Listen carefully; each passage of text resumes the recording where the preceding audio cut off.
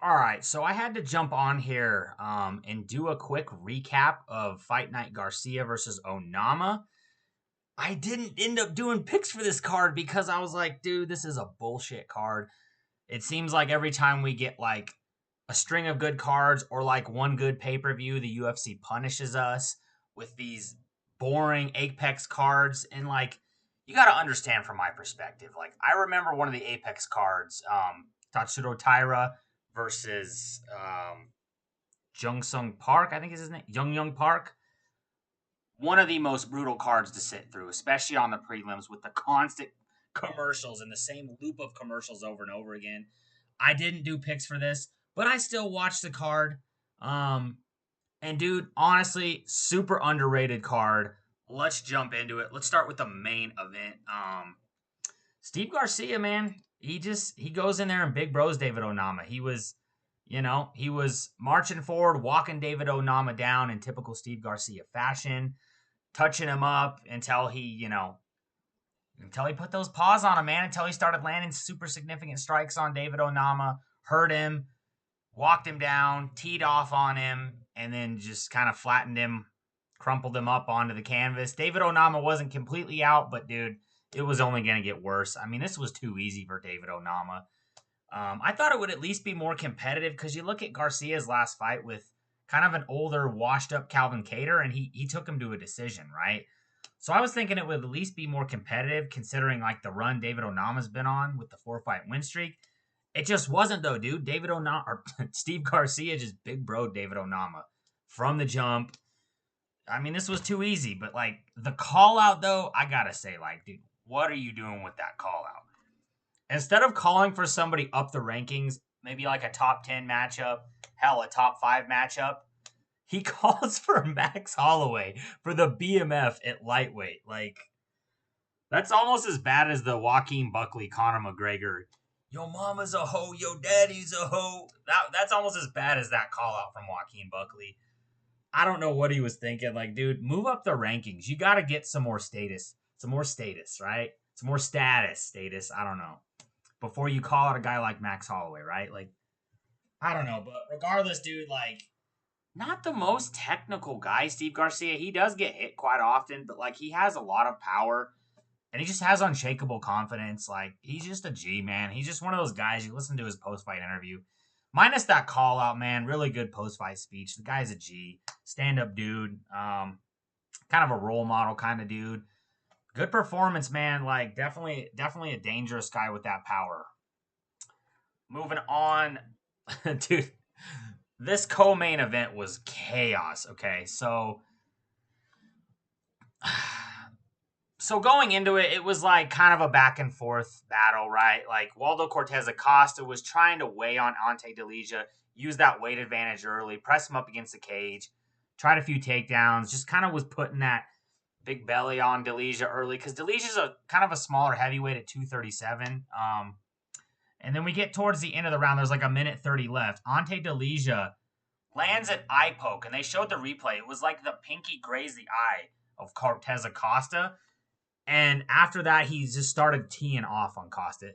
Like the pinky eye poke, that pinky eye poke started the combination of Delija. Ref calls off the fight. Waldo Cortes Acosta is like fucking. He's pissed. He's like screaming. He keeps just screaming out in anger, right? Because the fight had gotten called off. Delija's all walking around celebrating. They like do like an NFL style replay where they show it and there's a clear eye poke before the combination started for Delija. So they give Cortes Acosta some time, let him see if he can still fight. God damn it, Cortasta. I keep wanting to say Cortasta. Cortes Acosta, we'll just say Acosta. Acosta eventually, his eyesight comes back, goes in there, and within like 30 seconds flattens Delija with like, I think it was like a right overhand or a right straight, right down the pipe, flattens, drops Ante Delija, finishes him off on the ground. Craziest shit ever, man. Like, from the ref call, like, the UFC has been wild. And I'm going to make a video on this probably like tomorrow. Because like, there's been a lot of change in the last few weeks that I'm noticing. And this is one of them. Like, like before this, like before the last few weeks, that would have been a TKO victory for Delija because Cortes Acosta kind of just kind of crumpled against the cage and put his hands up and wasn't defending while Delija was teeing off. That would have been a TKO, right? Normally that would have been a TKO, but now they're starting to do this thing where they're implementing replays and allowing guys to get back into it. I'm trying to think of a fight where they no, Neil Magny, Jake Matthews. Neil Magny, Jake Matthews. Ref called off that fight, right? It was the end of the first round. Ref had called the fight off. And then Neil Magny protested and then just went right back to his corner and sat down like it was like he was going into round 2. Ref restarts the fight, and then ultimately Neil Magny wins in the third round, right? For a comeback victory. So definitely a lot of crazy shit happening in the UFC lately, right?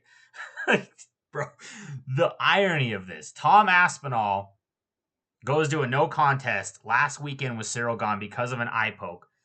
You know, most of us who like have a brain and aren't retarded, we're like, well, Cyril Gahn, that was a dirty move. That was a clear eye poke. He poked him earlier in that round too.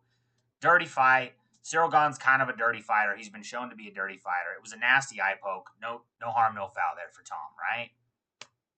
Tom's own teammate viciously pokes Cortes Acosta in the eye and then starts teeing off on him right after it. It's just like the irony, dude. The guy who gets eye poked, who has this huge problem with eye pokes and, you know, it's just been like, was complaining about it, was super pissed about it. His own teammate, like, loses basically because of the eye poke. Because Delija was doing good, dude. Like, before the eye poke, like, there was this exchange where Ante Delija's hands looked super crisp, super fast.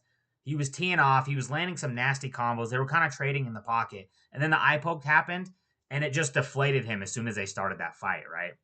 Same shit with Jake Matthews, dude. Like, these guys cannot seem to recover after a fight gets called off and then restarted and they've been celebrating. It just seems to fuck with these guys' psyche super bad, and they just can't continue. And Delija came in there after that, after they restarted the fight, and it was just, he was tentative. He was afraid to poke Cortes Acosta in the eye again. And ultimately, Cortes Acosta took advantage of that, dude. He was on the pressure from jump right when they restarted it. And then he just knocks Delija out because Delija's just tentative and scared shitless that he's going to get called for an eye poke again, right? So it's just super crazy to see this shit in the last few weeks, right? Like, eye pokes are a problem, dude. Eye pokes are a problem, and they didn't even take a point either from Delija. They didn't take the point. It was kind of a nasty eye poke. Not as bad as the Cyril Gahn, Tom Aspinall one, but regardless, dude, like, to see Cortes Acosta come back and just flatten Delija like that off the eye poke, damn, dude, bad look for Tom Aspinall. But that was a worse eye poke for Tom, so still, though, dude, I could just see all these people that are saying Tom's a quitter now. Oh, my God, dude, that social media pressure is going to mount. Seriously. I feel for Tom Aspinall now because Cortes Acosta, a guy who's not even top 5, came back and knocked somebody out after being eye poked. So, oh, man. Craziness in that co-main event. Let's move on. Jeremiah Wells, Themba Gorimbo. Dude, like, I kind of had a feeling about this. Like, I thought Themba could pull it off. But I had this feeling that this was going to be a tough fight for Themba because, like, dude, Jeremiah Wells, like, yeah, he's kind of been up and down these last few years, but there was a point in time where this dude was, like, a prospect, right? Like, explosive wrestling, knockout power, really good cardio, like, and I did, in the back of my mind, I worried for Themba in this fight because I knew Themba, he's kind of fallen in love with the grappling. He loves to shoot takedowns. He loves to control guys. Doesn't really finish or present any danger. And I just knew, like, the wrestling of Jeremiah Wells might give him issues if he tries to force it too much. He looked really good in the first round, right? Like, he got the takedown, was controlling Jeremiah, ragdolling him around. Jeremiah, you know, shot a takedown. It was easily reversed. And he got hip tossed over by Themba Gorimbo. Round 2, though, like, Themba, like, you started seeing Jeremiah threaten a lot more. He was shooting takedowns. He was getting takedowns. Anytime Themba Gorimbo would get a takedown, he was threatening with, like, a guillotine or a Darce choke. And I'm just sitting here thinking, oh, fuck. It's about to be Vicente Luque all over again. Themba Gorimbo has definitely improved his Darce submission defense and his guillotine defense. Overall, his head choke defense, he's really improved that off of that his last fight, which was Luque. But like you could see him starting to slow a little bit because like he expended a lot of energy ragdolling Jeremiah Wells in that first round because Jeremiah is a fucking strong dude. You look at the back on that guy, like he looks like he was like shit out by Lou Ferrigno. Seriously, like Lou Ferrigno shit this guy out. That's how jacked this dude is. And yeah, dude, rounds 2 and 3, it was like Jeremiah threatening with, guillotines and Darce chokes and getting his own takedowns. And the difference with him and Themba is when Jeremiah would get on top, he would actually do damage, right? To seal those rounds, right? Round 3, again, gets a takedown, controls Themba. Themba just could not manage to scramble back to his feet. He did reverse position in rounds 2 and 3 briefly, but Jeremiah was able to, get back on top and just do the more damaging shots. 2 in a row for Themba Gorimbo, dude. Like, oh, man. I swear to God, every fucking time Themba was walking in, every fucking time, it's like, oh, yeah, he's most known for The Rock buying him a house. It's like we haven't heard this 300 times. It's like, dude, we get it. Like, we've all seen the video of The Rock buying him a house and him telling The Rock he's going to become a champion. That ain't aging well. A lot of people think The Rock's going to end up selling the house. Like, dude, Themba Gorimbo might be cooked here, man. Like, The Rock might be looking to sell that house. Like, I don't think The Rock is pleased with these back-to-back losses of Themba. Like, he's good, dude, but, like, I don't know, man. I think he needs to evolve on the feet.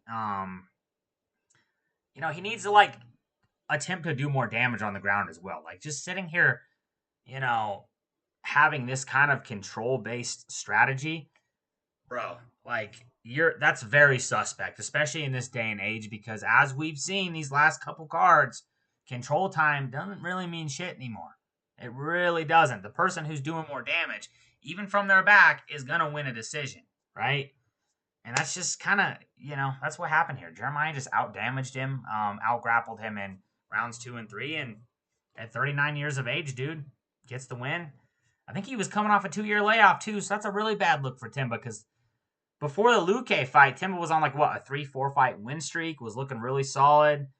Gets caught by Vicente Luque, and now he gets beat by a 39-year-old UFC journeyman and Jeremiah Wells. Jeremiah's good, don't get me wrong, but bro, I'm sorry, I can't help but picture this guy telling The Rock he's gonna be a champion, and The Rock, out of every single fucking UFC fighter, he picked that guy to buy him a fucking house. And this is how you do him? Damn, dude. Good performance by Jeremiah Wells, though. Isaac Dulgarian, Yadier Del Valle. Dude, I honestly thought Dulgarian was going to have the grappling advantage in here, but wasn't doing, man. Like, he shot a takedown, and Yadier Del Valle just used it. He threatened the choke, used it to sweep, got the back of Dulgarian, flattened him out, and, beat him up on the ground. Ultimately submitted him. Like, what was with that rear naked choke defense with Dulgarian, dude? Like the arm is under the chin. Like, he would fight the hands. The arm would be under the chin. The arm would be back around the neck. He would peel the hand off, leave one arm across the neck, and start trying to back punch Yadier. How the fuck do you say that name? He would start punching Del Valle in the face, and Del Valle would just put the other arm back across the neck, and he'd peel it off, and then he'd try to punch and leave the arm unattended, and Del Valle just kept putting the arm back until it was just too tight. Dulgarian had to tap. Like, really, really silly submission defense for Isaac Dulgarian. I mean, it's like, dude, this guy was a good prospect in the UFC. He trains out of a good camp with Mark Montoya out at Factory X. Like, I don't know what this was, dude. This was a stinker of a performance from Dulgarian. Del Valle looked good, though, man. He is a tough dude. Let's move on. Radke versus Frunza. I mean, pretty uneventful. Like, I thought Radke would knock him out, but, Radke, he went with a safe performance. He got takedowns, beat Daniel Frunza up on the ground, busted him open in round 2, and, dude, Frunza just doesn't really have much of a ground game, man, in all honesty. He just doesn't. He just looked like a fish out of water on the ground. Like, he wasn't scrambling up. He was getting his wrist controlled, which prevented him from posting on the mat and kind of starting to build a base where he could get back to his feet. But, yeah, man, I mean, dominant grappling performance from Charles Radke there. Nascimento versus Cody Durden. Dude, this sucked to see. I mean, I thought Nascimento was gonna win this. But like, dude, Cody was looking so good. Like, typically he's like the pressure wrestler. But he was out striking Allan Nascimento in round 1, most of round 2. I mean, this was a short notice fight for Cody Durden. Like, this was his coming out party, bro. No homo there. No homo there. But like, dude, he was winning the first, winning most of the second, and then, gets caught by Allan Nascimento in that sub, dude, and forced to tap. Like, brutal. Brutal, man. Brutal. Like, he was winning that fight on short notice, like, and this was going to be a good win for him, too, because Nascimento, he's no joke. I mean, I'm honestly shocked this guy can make flyweight. He's like, what, 5'8", big frame? Like, dude, seriously, if I would have had access to this kind of nutrition and this ability to be this big at weight classes, man, if I'd have had that during my wrestling days, fuck, man. Let's move on, though. Billy Elekana, Kevin Christian. Kevin Christian was looking kind of good early. Was damaging the leg up of Billy Elekana with calf kicks. Elekana catches him. Flattens him down. I felt really bad for Kevin Christian, dude. Like, this was a bad stoppage. Like, he drops Kevin Christian, gets on the back, has him flattened out, has a deep rear naked choke in. Ref is on, I'm trying to, like, visualize the fight here. Ref is on the... Okay, he's on one side, right? So Kevin Christian is tapping with the right hand. The ref is on the left side looking at the choke underneath Kevin Christian and Billy Elekana, while Kevin Christian is sitting here tapping frantically on the canvas, and the ref just doesn't see it until Kevin Christian just fucking goes limp. And then the ref is like, oh shit, get off, Billy. Really, really bad stoppage, dude. Like, I feel bad for Kevin Christian. He didn't have to go out like that, dude. And he was kind of, like, twitching on the canvas, too. Like, really nasty shit from the ref, dude. Like, dude, the refs got to get their shit together sometimes. I know it's kind of hard sometimes. I know mistakes happen. But, dude, this was a bad one. Bad one there. Like, he didn't have to go to sleep, man. Timmy Cuamba, Changho Lee. Man, I thought this was going to be a grappling masterclass again. It's like, I honestly thought Cortavius Romeus, the last guy Changho Lee beat, was better than Timmy Cuamba, but dude, Timmy Cuamba's no joke. And they talked about it on the broadcast. Like, Changho Lee, he gets to the back of Timmy Cuamba, gets a body triangle on him, a standing body triangle, and controls Timmy Cuamba for the entire round. Supposedly that burned his legs out because the takedowns the next 2 rounds just really weren't there. The control really wasn't there for Changho Lee. Timmy Cuamba was piecing him up on the back foot, out grappling him, reversing him, damaging him up. And that's kind of what happened, dude. Changho Lee controlled him the entire first, and then Timmy Cuamba just pieced him up, out grappled him the next 2 rounds. So yeah, dude, this is a good win for Timmy Cuamba because Changho Lee's no joke. So to be able to, like, survive to survive a guy on your back with a body triangle for an entire round, come back, piece him up the next 2, pretty impressive, dude. Like, Timmy Cuamba, no joke. I know he kind of had a rough start to his career, but I mean, he seems to be turning the corner. Donte Johnson, Sedriques Dumas. Dude, I was impressed with this because Donte Johnson, like, he's known as, like, more of a knockout artist, right? Like, he has never had a fight that I think has gone out of, like, 3-4 minutes. But in this one, dude, he was forced to grapple. Like, Sedriques Dumas pressed the grappling early. Really couldn't do much to Donte Johnson. Like, Donte Johnson's submission, or his takedown defense was on point. Like, he would land a good, like, 1-2, change levels, get Sedriques down. And then eventually, locks up that submission in round 2. Like, dude, this guy, like you're seeing the biggest thing I could think of in this fight is, like, this is the difference between somebody who's, like, hungry on the come up, disciplined, and, like, trying to actually get somewhere in life, as opposed to, like, a guy like Sedriques Dumas who's, like, getting fucking arrested, getting into all these domestic disputes outside the cage. Like, his life's a fucking mess on the outside of the cage. I mean, he talked about how he had $10 in his bank account left before his last fight. Like this is the difference between someone who's trying to make something of themselves and somebody who's like just showing up to collect a fucking paycheck, you know, to like get back on track financially in life. Like Donte Johnson's no joke, man. Well rounded, good submissions, good takedowns, good grappling. From what I saw, pretty decent cardio. I mean, I know it was pretty early in the second round, but definitely a good prospect, man. Like good prospect, knockout power, dangerous heavy hands, good grappling, explosive, hell of an athlete. Like pretty solid, pretty solid. I know Sedriques isn't, any win to really like look too highly on, but Donte Johnson, man, like it's good to see these prospects with this hype, and this knockout power who don't make it out of the first round be able to like show like ripples in their game, levels in their game, grappling, gas tank, submission ability, right? So that was a good win from Donte Johnson there. Okay, Ketlen Viera, Norma Dumont. And this is why I'm going to make a video on this. This is another example of a fight where control just doesn't mean shit anymore, dude.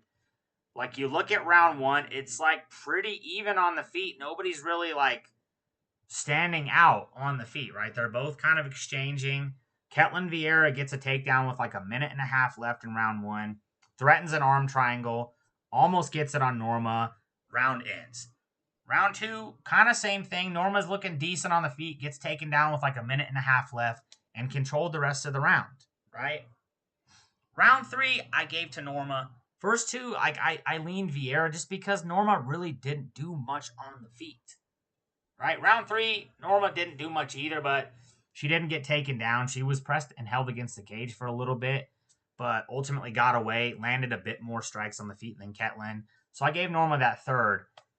Ultimately, the judges awarded Norma the split decision, which, it just, I'm telling you, dude, like, it's kind of, this one was a bit of a question for me. Like, I get, like, they're really making a heavy push now to damage over, like, control in the octagon. But, like, this one, I don't know, man. I think it was a bit of a robbery, Did either woman do a crazy amount more than the other? No, but like I just don't think Norma was dominant enough on the feet and damaged Ketlen Viera enough on the feet to warrant that split decision victory. Right? This is where I start feeling like shit's rigged and this shit's like, I start going into my conspiracy theorist mode here because like you have Ketlen Viera who's already fought Kayla Harrison, the champ, lost to Kayla Harrison. Norma Dumont's a fresh matchup in the division. Now she's on what, a 5 or 6 fight win streak, something like that. She hasn't lost since 2022. She's a fresh matchup. You have a close fight like this where I thought Ketlen, took rounds 1 and 2 and they give it to Norma. Interesting. But I'm going to make a video going into a bit more in depth on this because this isn't just the only fight where it's been like one person had, quite a bit of control in the fight and the other person just like slightly out damaged them on the feet and they gave that person the decision for it. Right? This is only one example. I have a handful of these from the last 2 cards that I've seen. Ardelean, Montserrat, Conejo, Ruiz. I feel like the first round was like pretty fire. Like both girls were exchanging nasty shots on the feet in the pocket, but like, dude, Montserrat is just, she's just not very skilled, man. Like, I don't even think the size is a warrants a very good excuse because like there's so many like, dude, Zhang Wei Li's only like 5'3". I know she's 5 foot. Zhang Wei Li's fucking 5'3" and was the dominant champion of that division before moving up, right? So I don't want to use that height excuse. I just don't think Montserrat is very skilled, dude. She was whiffing a lot, missing a lot. She's a super scrappy fighter, right? All props to Montserrat. Very, very tough. She was getting busted up. Ardelean was just so much more skilled on the feet. Was popping her with the jab with ease. Lighting her up on the feet. First round was pretty interesting. Both women went back and forth. But the next 2, it was just all Ardelean. Just kind of picking her apart. Using that reach in the range. And just kind of outclassing her everywhere. Montserrat just really couldn't get anything going. Wasn't landing very much round 2 and 3. It was like, swinging a lot of punches that were hitting the air, just completely missing the mark. Kept trying like these like terrible, like headlock throws that just at least Ardelean just easily just reversed and got Conejo Ruiz down with. And yeah, it was just a clear like outclassing by Alice Ardelean here. Phil Rowe, Seok Young Ko. Not surprising here, man. Like I thought Phil Rowe might present a bit more of a challenge on the feet. I thought like maybe he would threaten more of like Darce chokes, having such long arms. Like he's a 6'3" welterweight. I thought he would like maybe threaten chokes a lot more. And he kind of did try to threaten submissions a little bit in round 1. But Seok Young Ko was just not having any of it, dude. Like throughout the fight, he just got takedowns with ease. He beat Phil Rowe up on the ground. Like pretty solid prospect, man. I know his last fight, he dominated. Jesus, what's his name? Oban Elliott, right? Who's probably better than Phil Rowe, honestly.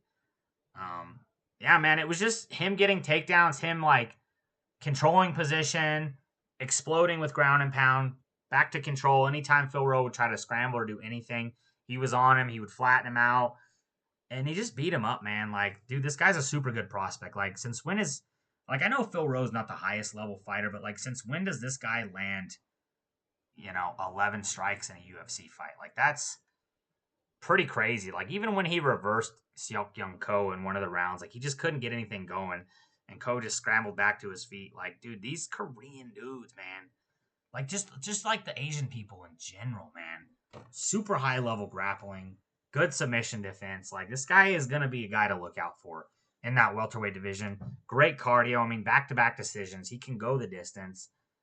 He takes almost no damage. He hasn't taken hardly any damage so far in his 2 UFC fights. So definitely a good prospect to look out for. All right, last but not least. Dude, this actually wasn't a bad fight in my opinion, right? This was not a bad fight. This wasn't a bad fight. Carnelosi, like, she's just she's just a marauder, dude. She's just a big, durable, like, muscled up chick. Like, it's kind of a little weird, dude, because like I like the traps on that lady. Jesus, dude. The traps, the arms, like she kind of was pushing Allan Carr around in the first round. Allan, but like starting in round 2, like Allan Carr, like it was looking like she was gonna get pushed around again. Like I think Carnelosi edged the first round just by being a big, durable marauder and kind of just muscling Allan Carr around. Round 2, Allan Carr catches her on the chin, wobbles her, gets a takedown, kind of beats her up on the ground. And then ultimately, round 3, gets her down, just completely outclasses her once she does get her to the ground in round 2 and 3. Like, you could see why Allan Carr is a 6-time Brazilian Jiu-Jitsu champion. Clear difference in just skill set overall. Like, Carnelosi is just one of those people that's just, like, strong and durable, but not the most skilled, and Allan Carr took advantage of that. Got the choke in right towards the end of round 3. Pretty sick fight, dude. Back and forth, exciting scrambles, decent on the feet. Like not a bad fight to open up that card. God, crazy amount of submissions. Like 1, 2, 3, 4, 5, 6. 8 finishes and all 6 submissions on the card. So for an Apex card, dude, that was like very, very lacking in talent and name value, ultimately, like I'm happy with this card, man. I'm happy I watched it. Like there's been some cards where I was like, why the fuck did I invest like 6-7 hours into this shit? What the hell? Where did my Saturday go? This wasn't one of them. This was a super underrated Apex card. Hopefully this carries over into next week.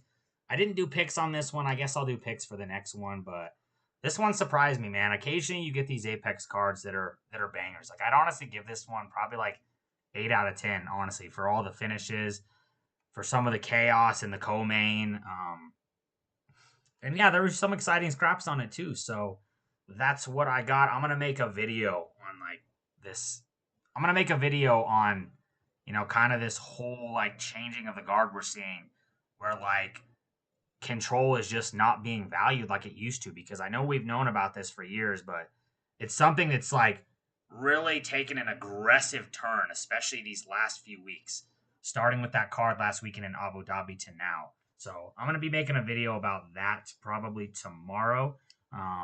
Like and subscribe. Let me know your thoughts in the comments. Did you watch the card? Did you do picks? How did you do on picks? Yeah, let me know in the comments. Till next time.